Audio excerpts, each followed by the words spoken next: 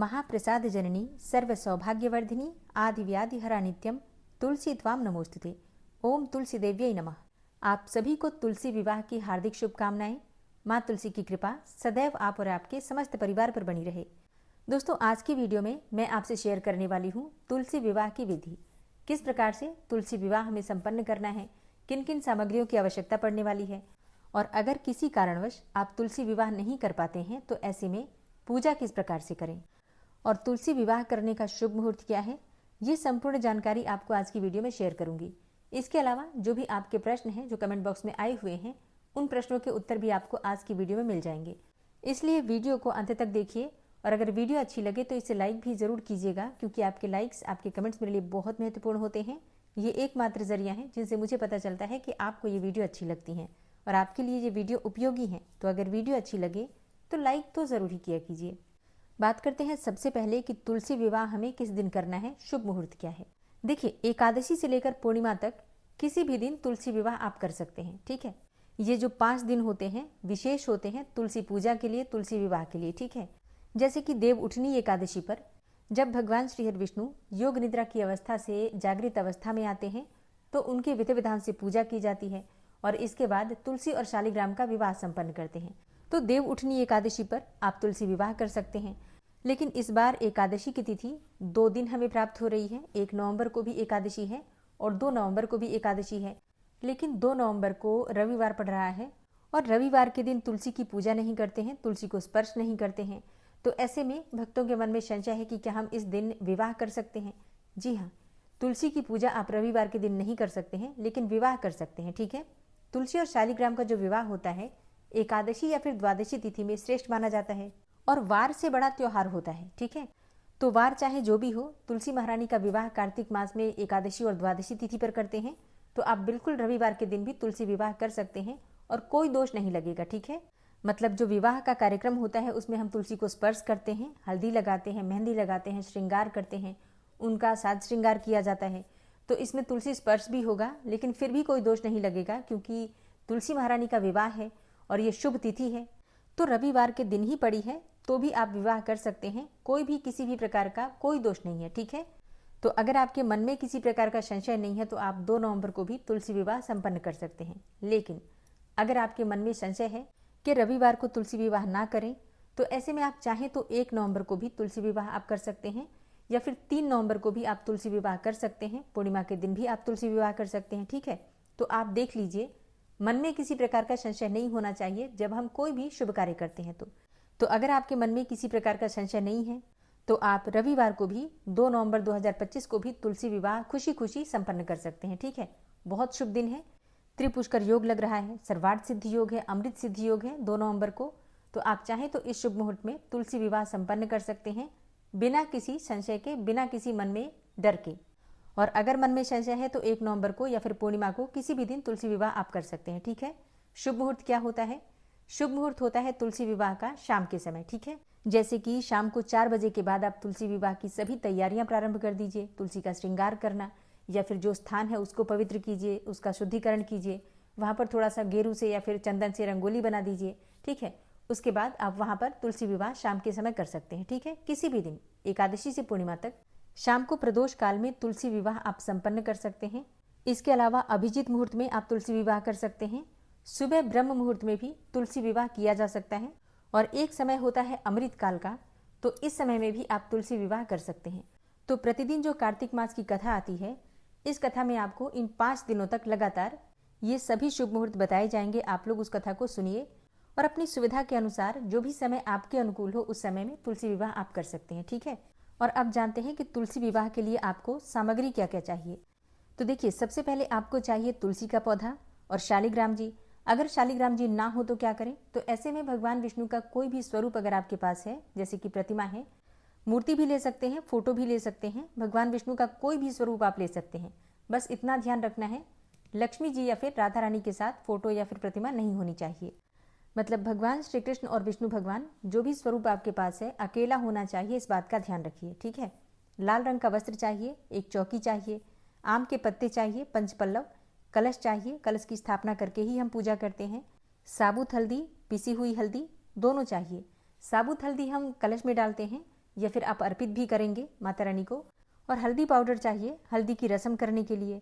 और भोग लगाने के लिए अपनी इच्छा के अनुसार, अपनी सामर्थ्य के अनुसार फल, मिठाई, जो भी सामग्री आपके पास उपलब्ध है आप ले सकते हैं। फल जैसे कि मूली, शकरकंद, सिंघाड़ा, आंवला, अमरूद, जो भी सीजनल फ्रूट्स होते हैं वही चाहिए होते हैं। सफ़ेद मिठाई, पीली मिठाई, वो आपकी अपनी इच्छा है। और सुहाग की सामग्री माता रानी को अर्पित करने के लिए, ठीक है। भगवान विष्णु के लिए आपको चाहिए पीले रंग का पटका या फिर पीले रंग का कोई वस्त्र ले सकते हैं। इसी प्रकार से तुलसी महारानी के लिए लाल चुन्नी, या फिर जैसे कि तुलसी महारानी को साड़ी भी आप पहना सकते हैं। वैसे पूजा की दुकान पर तुलसी महारानी के लिए स्पेशली मिल रहे हैं लहंगा, चुन्नी इत्यादि, तो आप चाहें तो वो भी ले सकते हैं, ठीक है। नहीं तो लाल चुन्नी ले लीजिए, उससे भी आप तुलसी महारानी को उड़ाकर श्रृंगार कर सकते हैं। और तुलसी विवाह में मंडप बनाते हैं गन्ने से, तो गन्ने आप ले सकते हैं, या फिर केले के पत्ते ले सकते हैं, केले का डंठल ले सकते हैं मंडप बनाने के लिए। नारियल ले लीजिए पानी वाला, कपूर, रोली, गंगाजल, पुष्प, धूप, दीप इत्यादि। ये तो पूजा की जो सामग्री होती है बेसिक, ये आप जानते ही हैं। सिंदूर पीला वाला रखिए जो कि तुलसी महारानी को भी अर्पित करेंगे, और उसमें से कुछ सिंदूर आप अपने लिए रखेंगे, कुछ आप दान भी कर सकते हैं, किसी सुहागिन महिला को लगा भी सकते हैं, ठीक है। और अब जानते हैं तुलसी विवाह की विधि के बारे में। देखिए, तुलसी विवाह संपन्न करने के लिए सबसे पहले आपको क्या करना है, जहाँ पर आपको तुलसी विवाह संपन्न करना है आप उस जगह को अच्छी प्रकार से साफ कर लीजिए, शुद्ध कर लीजिए, ठीक है। गंगा जल छिड़क सकते हैं। अच्छा, जैसे कई भक्तों के प्रश्न आते हैं कि हमारे छत पर तुलसी महारानी रहती हैं और तुलसी महारानी के पास इतना स्थान नहीं है कि हम अच्छी प्रकार से विवाह संपन्न करें, तो क्या तुलसी महारानी को घर में जहाँ पर पूजा होती है पूजा स्थल पर लाकर विवाह संपन्न कर सकते हैं? जी हाँ, बिल्कुल कर सकते हैं। मतलब जहाँ पर भी थोड़ा सा अधिक स्थान है जहाँ पर आराम से बैठकर पूजा कर सकते हैं, शालिग्राम और तुलसी की चौकी लगा सकते हैं, वहीं पर आप तुलसी महारानी को विराजित कर दीजिए। जिस गमले में तुलसी महारानी विराजित हैं उस गमले को आप गेरू से रंग सकते हैं, कोई भी पेंट कर सकते हैं चाहे तो। घर के मुख्य द्वार पर रंगोली बना लीजिए, जहाँ पर तुलसी विराजित कर रहे हैं वहाँ पर भी रंगोली बना सकते हैं आप। और इसके अलावा घर के मुख्य द्वार पर बंधनवार जरूर लगाइए। जहाँ शालिग्राम और तुलसी का विवाह कर रहे हैं उस स्थान पर आपको मंडप तैयार करना है। मंडप आप गन्ने से भी बना सकते हैं या फिर केले के तने मिल जाते हैं तो उससे भी बना सकते हैं, जो भी आपके पास उपलब्ध हो जाए। देखिए, अपनी सुविधा के अनुसार ही हम कार्य करते हैं। तो मंडप तैयार करने से क्या होता है, ऐसा लगता है कि यहाँ पर विवाह है, ठीक है। और कोई भी कार्य श्रद्धा भाव से करने से ही उसका फल मिलता है। तो श्रद्धा भाव से, समर्पित भाव से ऐसा मानकर चलिए कि आपके घर में एक बहुत ही सुंदर विवाह होने वाला है। तो ऐसे भाव के साथ घर को सजाइए, संवारिए और अपनी इच्छा के अनुसार, सामर्थ्य के अनुसार जितना हो सके घर में पकवान बनाइए। माँ तुलसी के लिए, शालिग्राम के लिए भोग बनाइए। तो ये सभी चीज़ें आपको सुबह से ही प्रारंभ कर देनी है। जब हम सुबह से कोई कार्य प्रारंभ करते हैं तो कार्य हमारा सही समय पर हो जाता है और फिर शुभ मुहूर्त में, मतलब सही समय पर तुलसी विवाह आप संपन्न कर सकते हैं, ठीक है। तो आप तुलसी विवाह से पहले ये सभी कार्य कर लीजिए। इसके बाद आपको चौकी लगाना है। आप चाहे तो एक ही चौकी पर शालिग्राम और तुलसी महारानी दोनों को विराजित कर सकते हैं या फिर अलग अलग भी चौकी लगा सकते हैं, ठीक है। तुलसी महारानी और शालिग्राम को विराजित कीजिए और अपने हाथ में जल और पुष्प लेकर संकल्प कीजिए कि शालिग्राम और तुलसी महारानी की कृपा की प्राप्ति के लिए आप तुलसी विवाह कर रहे हैं। इसमें किसी भी प्रकार की भूल चूक हो जाए तो आप क्षमा प्रार्थना कर लीजिए पहले से ही। और इसके बाद जो जल और पुष्प है वो भगवान श्री हरिविष्णु और माता तुलसी के चरणों में अर्पित करके विधि विधान से पूजा प्रारंभ कीजिए। तो सबसे पहले हम कलश की स्थापना करते हैं। तो एक पात्र में गंगा जल और जल भरकर उसमें आपको हल्दी और रोली, थोड़ा सा अक्षत पुष्प डालना है, सिक्का सुपारी डाल सकते हैं और इसी को कलश के रूप में आपको स्थापित करना है। तो कलश के नीचे अष्टदल कमल बना लीजिए। आप चाहें तो तिल से बना सकते हैं, सफ़ेद तिल से, या फिर फूलों से बना लीजिए, या फिर गेहूं और जौ भी कलश के नीचे आप रख सकते हैं, ठीक है। कलश के ऊपर पंचपल्लव रखिए, एक पूर्ण पात्र रखिए। पूर्ण पात्र मतलब एक पात्र में थोड़ा सा अनाज भर दीजिए। आप तिल या फिर गेहूं या जौ रख सकते हैं, चावल का प्रयोग नहीं करना है, इस बात का आपको ध्यान रखना है।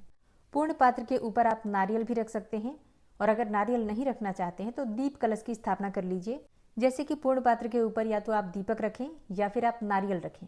अगर आप पूर्ण पात्र के ऊपर दीपक रखते हैं तो फिर अलग से दीपक जलाने की आवश्यकता नहीं है, लेकिन अगर आप नारियल रख रहे हैं तो फिर अलग से अपने सामने एक दीप प्रज्वलित कर लीजिए और पंचोपचार विधि से कलश का और दीपक का पूजन कर लीजिए। इसके बाद गौरी गणेश की स्थापना करनी है, क्योंकि कोई भी हम पूजा करते हैं तो उसमें गौरी गणेश की स्थापना सबसे पहले की जाती है और गौरी गणेश के पूजन के बाद ही हम कोई भी शुभ कार्य करते हैं, ठीक है। तो गौरी गणेश की स्थापना के लिए आपको एक पान का पत्ता लेना है और पान के पत्ते के ऊपर आपको रखना है थोड़ा सा तिल, सफ़ेद तिल, और एक सुपारी में कलावा लपेटकर भगवान गणेश बना लीजिए और गोबर से, गाय के गोबर से या फिर पिसी हुई जो हल्दी होती है उससे आप गौरी बना सकते हैं, ठीक है। तो गौरी गणेश की स्थापना करने के बाद विधि विधान से पंचोपचार विधि से धूप दीप अक्षत पुष्प इत्यादि अर्पित करके और भगवान गणेश को जनेऊ अर्पित करके कुछ भोग लगा दीजिए और विघ्नहर्ता गणपति से प्रार्थना कीजिए कि आप आज विवाह संपन्न कर रहे हैं तुलसी महारानी और शालिग्राम जी का, तो इसमें किसी भी प्रकार की कोई बाधा ना आए। ठीक है। और इसके बाद आपको तुलसी और शालिग्राम का विवाह करना है। तो सबसे पहले अभिषेक कीजिए शालिग्राम जी का और तुलसी महारानी का, पंचामृत बना लीजिए दूध दही घी शहद शक्कर मिलाकर, और सबसे पहले जल से, फिर पंचामृत से, फिर जल से शालिग्राम का अभिषेक कीजिए और इसी प्रकार से तुलसी महारानी की जड़ में ये सभी चीज़ें अर्पित कीजिए।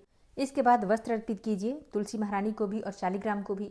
फिर थोड़ी सी हल्दी शालिग्राम के ऊपर और थोड़ी सी हल्दी तुलसी महारानी की जड़ में पत्तों में अर्पित कीजिए। ये भाव रखकर कि आप हल्दी कर रहे हैं, जैसे कि हम हल्दी की रस्म करते हैं उसी प्रकार से। ठीक है। आप चाहें तो थोड़ी सी मेहंदी भी लगा सकते हैं तुलसी महारानी की जड़ में, ठीक है, या फिर पत्तों में भी लगा सकते हैं। फिर पीले चंदन से शालिग्राम का श्रृंगार कीजिए, थोड़ी सी रोली थोड़ा सा चंदन शालिग्राम को भी अर्पित कीजिए और तुलसी महारानी की जड़ में भी पत्तों में भी जरूर लगा दीजिए। इसके बाद जो भी श्रृंगार की सामग्री है आप उससे तुलसी महारानी को अच्छे से श्रृंगार कर दीजिए। तुलसी महारानी को चूड़ियाँ पहना सकते हैं उनके तनों में और पत्तों में बिंदी लगा सकते हैं। इसी प्रकार से सभी श्रृंगार की सामग्री आप चाहें तो जड़ में भी रख सकते हैं तुलसी महारानी के पास, या फिर जितनी चीज़ें हम पहना सकते हैं पहना भी देते हैं। ठीक है। इसके बाद फूलों की माला ले लीजिए, 2 फूलों की माला आपको चाहिए। सबसे पहले तुलसी महारानी से स्पर्श करके शालिग्राम को पहना दीजिए माला, और इसके बाद शालिग्राम से माला स्पर्श कराकर तुलसी महारानी को धारण करवा दीजिए। तो जयमाला की रस्म हो गई। अब इसके बाद शालिग्राम जी को अपने हाथों में लेकर और तुलसी महारानी के चारों तरफ 7 बार परिक्रमा कर लीजिए। तो ये तुलसी महारानी के और शालिग्राम के 7 फेरे हो गए। अब जैसे कि कई स्थानों पर, मतलब कई लोग कहते हैं कि फेरे करवाते समय शालिग्राम को कोई पुरुष सदस्य ही उठा सकता है, महिलाएं नहीं उठा सकती हैं। लेकिन कई बार आप लोगों के प्रश्न आते हैं कि जब हम तुलसी विवाह करते हैं उस समय हमारे घर में कोई पुरुष सदस्य नहीं होता है, तो हम क्या करें, फेरे कैसे करवाएं। देखिए, ये एक प्रतीकात्मक विवाह है जो हम हर साल विवाह को मनाते हैं इस प्रकार से, तो इसमें पुरुष या स्त्री का कोई भेद नहीं है। लेकिन हाँ, अगर आपके घर में पुरुष उस समय उपलब्ध हो तो आप उनकी मदद ले सकते हैं, नहीं तो स्वयं से भी कर सकते हैं। 7 फेरे पूरे करवाने के बाद शालिग्राम से सिंदूर स्पर्श करके तुलसी महारानी के पत्तों में, जड़ में, तने में हर जगह अर्पित कर दीजिए, लगा दीजिए। ठीक है। अब इसमें आपको ध्यान रखना है 5 बार आपको सिंदूर लेकर शालिग्राम से स्पर्श कराकर तुलसी महारानी को लगाना है। अच्छा, इसके बाद आप स्वयं से भी, मतलब बिना स्पर्श कराए भी तुलसी में सिंदूर लगा सकते हैं। जैसे कि आज के दिन ऐसा कहा जाता है कि तुलसी को हम जितना अधिक सिंदूर अर्पित करते हैं उतना ही शुभ माना जाता है। तो आप चाहें तो तुलसी के प्रत्येक पत्ते में सिंदूर लगा सकते हैं। और इसके बाद आपके हाथ में जो सिंदूर लगा है उसे अपनी मांग में लगा लीजिए और माता रानी से प्रार्थना कीजिए कि आपका अखंड सौभाग्य सदा बना रहे। और जिस सिंदूर की डिब्बी से आप माता रानी को सिंदूर लगाते हैं उसमें जो बचा हुआ सिंदूर है उसमें से अगर आपके आसपास कोई भी सुहागिन महिला है तो उसे आप सिंदूर लगा सकते हैं, या फिर इसे आप स्वयं के लिए प्रयोग कर सकते हैं। तुलसी महारानी को सिंदूर लगाने के बाद विवाह की रस्म पूरी हो गई। इसके बाद आप भोग लगा दीजिए। जो भी सामग्री आपके पास उपलब्ध है, फल, मिठाइयाँ, या फिर कोई पकवान बना रखा है तो पकवान का भोग लगा सकते हैं। ठीक है। इसके बाद आरती कर लीजिए और इसके बाद क्षमा प्रार्थना कर लीजिए। अब वहीं बैठकर आपको थोड़ी देर तक मंत्रों का जप करना चाहिए। कोई सा भी मंत्र जप कर सकते हैं या फिर पाठ कर सकते हैं, जैसे कि तुलसी चालीसा, तुलसी नामाष्टक, विष्णु सहस्त्रनाम का पाठ आप कर सकते हैं, या फिर ओम नमो भगवते वासुदेवाय या विष्णु चालीसा। ठीक है। तो अपनी इच्छा के अनुसार कोई ना कोई मंत्र जप वहां बैठकर जरूर करना चाहिए। और जब आप तुलसी विवाह करते हैं तो विवाह की सभी रस्मों में आपको मंत्र जप करते रहना चाहिए, जैसे कि तुलसी महारानी का मंत्र हो, स्तोत्र हो, या फिर शालिग्राम का कोई मंत्र हो, या फिर आप भगवान विष्णु के ओम नमो भगवते वासुदेवाय इस मंत्र का जप कर सकते हैं। मतलब मंत्र जप करते हुए ही विवाह की सभी रस्में आपको पूरी करनी है। ठीक है। परिवार में अगर बहुत सारे सदस्य होते हैं, जैसे कि महिलाएं होती हैं, तो इस समय में मंगल गीत गाए जाते हैं। तुलसी महारानी और शालिग्राम के विवाह की कीर्तन किया जाता है, जो कि बहुत ही शुभ माना जाता है। तो ये तो देखिए, अगर पास में कोई है, बहुत सारे लोग हैं, तब हो पाता है। अकेले तो ये सभी चीजें हो नहीं पाती हैं। आपसे जितना बन पड़े अपनी इच्छा के अनुसार, सामर्थ्य के अनुसार श्रद्धा भाव से पूजा करने का प्रयास कीजिए। ठीक है। अच्छा, एक प्रश्न आया है कि अगर हम विवाह नहीं करते हैं किसी भी कारणवश और सिर्फ तुलसी महारानी की पूजा करते हैं तो क्या हमें दोष लगता है, पाप लगता है? नहीं, देखिए, कोई पाप नहीं लगता, कोई दोष नहीं लगता है, लेकिन फिर भी इसे बहुत ही शुभ माना जाता है। मतलब शास्त्रों में इस प्रकार का वर्णन आता है कि तुलसी और शालिग्राम का विवाह करने से बहुत सारी बाधाएं जीवन की समाप्त हो जाती हैं, बहुत सारी परेशानियों से मुक्ति मिल जाती है, घर में शुभता आती है मंगलमय वातावरण हो जाता है, दाम्पत्य जीवन सुखमय होता है। कहा तो यहाँ तक गया है कि अगर हम सही प्रकार से विधि विधान से ब्राह्मण के द्वारा ये विवाह संपन्न करवाते हैं तो कन्यादान करने जितना शुभ फल आपको प्राप्त होता है। तो विधि विधान से इसके लिए ब्राह्मण को बुलाकर बड़े स्तर पर पूजा करवाते हैं, जैसे कि कन्या का विवाह करवाते हैं और बहुत सारा दान दहेज देते हैं, उसी प्रकार से इसमें भी विवाह संपन्न कराते हैं, तो हमें इतना लाभ होता है। ठीक है, लेकिन प्रतिवर्ष जो हम स्वयं से प्रतीकात्मक तौर पर यह विवाह संपन्न करते हैं, इससे हमारे घर में शुभता आती है, पापों से मुक्ति मिलती है और जीवन सुखमय होता है। तो इसमें कोई बहुत सारी सामग्री तो लगती नहीं है, आप चाहें तो कर सकते हैं। मान लीजिए आप नहीं करते हैं तो भी कोई दोष नहीं लगता, कोई पाप नहीं लगता है। अच्छा, अगर विवाह नहीं करते हैं तो पूजा किस प्रकार से करें? देखिए, बस आपको क्या करना है, मतलब जो फेरे वाली रस्म है वो आप नहीं करेंगे, लेकिन बाकी की पूजा उसी प्रकार से होती है। धूप, दीप, हल्दी, पुष्प इत्यादि सभी चीजें हम अर्पित करते हैं। माता को सुहाग की सामग्री जरूर चढ़ाई जाती है तुलसी महारानी को। मतलब तुलसी विवाह नहीं भी कर रहे हैं तो भी आज के दिन आपको माता तुलसी को सुहाग की सामग्री जरूर अर्पित करनी है। ठीक है। अच्छा, बहुत सारे भक्तों के प्रश्न आते हैं कि बाद में सुहाग की सामग्री का क्या करें। देखिए, कुछ चीजें हम इसमें से दान कर देते हैं, कुछ चीजें स्वयं प्रयोग करते हैं। ठीक है। अच्छा, तुलसी और शालिग्राम का विवाह करते हैं तो वहां पर आपको सीधा जरूर निकालना है, क्योंकि विधान है कि ब्राह्मण के द्वारा ही विवाह संपन्न होता है और हम स्वयं से विवाह करते हैं तो ब्राह्मण के लिए दान, दक्षिणा और खाने की सामग्री जरूर रखनी चाहिए। तो एक स्थान पर आप सभी चीजें सीधा के साथ रखिए और दक्षिणा के स्वरूप में कुछ पैसे रखिए। और जब आपका विवाह संपन्न हो जाता है तुलसी और शालिग्राम का, तो इसके बाद से ब्राह्मण के पास ये सभी चीजें और कुछ प्रसाद इत्यादि, जैसे कि जो फल मिठाई आप अर्पित करते हैं शालिग्राम और तुलसी को, उसमें से कुछ प्रसाद उसमें मिलाकर किसी ब्राह्मण को दे दीजिए, या फिर घर के आसपास कोई मंदिर है तो मंदिर के पुजारी को भी दे सकते हैं। ठीक है। और इसी में आप सुहाग की सामग्री भी रख दीजिए। ठीक है। तो इन सभी चीजों को रखकर किसी ब्राह्मण को, किसी पुजारी को दे दीजिए। ब्राह्मण को ही दान देना है, इस बात का आपको ध्यान रखना है। तुलसी महारानी को अगर आपने साड़ी चढ़ाई है तो आप चाहे तो ब्राह्मण को दे सकते हैं, चाहे तो स्वयं प्रयोग कर सकते हैं, या फिर कोई घर में बहन बेटी है तो आप उसे भी दे सकते हैं। और तुलसी और शालिग्राम को जो भोग आपने अर्पित किया है उसे प्रसाद के स्वरूप में वितरण कीजिए, स्वयं भी ग्रहण कीजिए, परिवार के लोगों को भी, और आसपास अपने पड़ोसियों को, दोस्त मित्रों को भी दे सकते हैं। ठीक है। अच्छा, तुलसी के पास जो सामग्री हम अर्पित करते हैं उन चीजों को कब हटाना चाहिए? देखिए, भगवान को जो भोग लगा रखा है आपने, उसे आप थोड़ी देर बाद उठा लेंगे और प्रसाद के स्वरूप में वितरण करके ग्रहण कर सकते हैं। लेकिन जो सीधा आपने अर्पित किया है, मतलब सीधा चढ़ा रखा है वहां पर, या फिर जो सुहाग की सामग्री चढ़ाई है, साड़ी इत्यादि चढ़ाया है, ये सभी चीजें अगले दिन उठाई जाती हैं। अगले दिन स्नान करके पूजा इत्यादि करने के बाद ये सभी चीजें एक एक करके क्षमा प्रार्थना करते हुए उठाई जाती हैं, और फिर जैसे भी चाहे आप इनका प्रयोग कर सकते हैं, दान भी कर सकते हैं, स्वयं भी प्रयोग कर सकते हैं। ठीक है। तो तुलसी विवाह से संबंधित ये जानकारी उम्मीद करती हूँ आपके लिए उपयोगी होगी। तुलसी विवाह से जुड़ा हुआ कोई भी प्रश्न हो आपका तो कमेंट बॉक्स में आप लिख सकते हैं। जल्दी ही आपके प्रश्नों पर या तो वीडियो बन जाएगी या कमेंट बॉक्स में आपके प्रश्नों के उत्तर आपको मिल जाएंगे। उम्मीद करती हूँ ये वीडियो आपके लिए उपयोगी होगी। वीडियो पसंद आई हो तो लाइक कीजिएगा, अगर संभव हो तो शेयर भी कीजिएगा, और चैनल पर पहली बार आए हैं, अगर अभी तक आपने चैनल को सब्सक्राइब नहीं किया है तो आज की वीडियो अगर आपको अच्छी लगे तो चैनल को सब्सक्राइब करके बेल आइकन को जरूर प्रेस कर लीजिए। तो इससे ये होगा कि इस चैनल पर जो नई वीडियो अपलोड होंगी उनकी नोटिफिकेशन आपको सही समय पर प्राप्त होगी। मिलती हूँ मैं आपसे अगली वीडियो में, तब तक के लिए जय श्री राधे।